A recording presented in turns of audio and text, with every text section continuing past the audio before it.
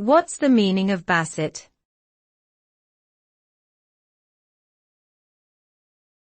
Basset.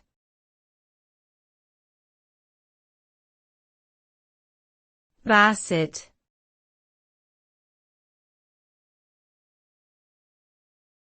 Basset.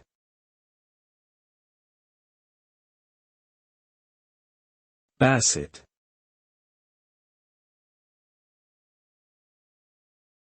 The term basset generally refers to a type of dog breed that is known for its short legs and long ears.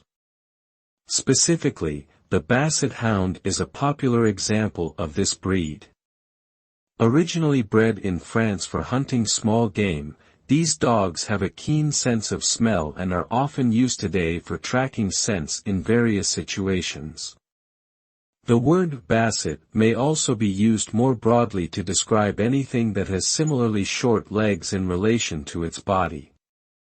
In this sense, it is often used to describe furniture or architectural features with low profiles or stubby legs.